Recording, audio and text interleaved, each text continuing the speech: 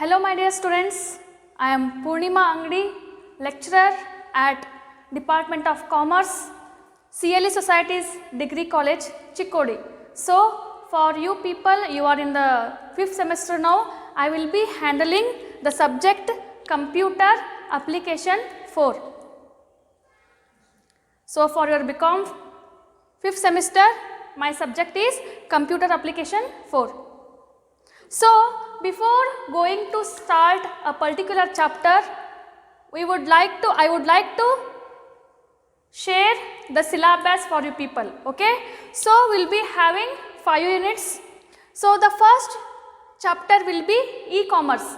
In this particular chapter, you will going to learn what is the definition of e-commerce, what is e-business, and what are the impact of e-commerce on business models, and some of the advantages as well as disadvantages of e-commerce, and some of the electronic payment system and what are the risks involved in those electronic payment system, and also some of the related information regarding the internet banking.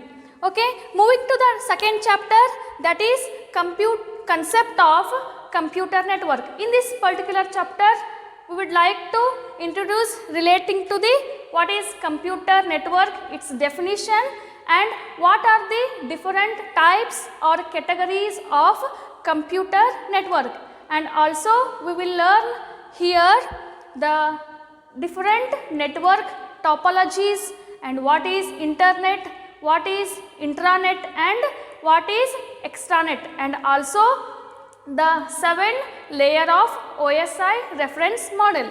So, moving to the third chapter, that is HTML, Hypertext Markup Language. Here we are going to learn some of the HTML editors and the structure of HTML, different types of HTML tags, how to format the HTML text using HTML tags and different image tags, and also how to make the graphic changes to the our web pages, and so many things we are going to learn in that HTML chapter. And the fourth chapter will be Visual Basic .NET. It is similar like your computer language. So, here you are going to learn what is .NET, what is its structures, how to add combo box, dialog box, and how to add images and pictures, so many things, and you will get a case study question, 50 marks question from this chapter. So, the last chapter will be Electronic Data Interchange, that is EDI, and Electronic Payment System. Here we are going to learn what exactly EDI is, and some of the advantages, disadvantages, and also some of the supply chain management, what exactly it is, and in the last some of the electronic payment system.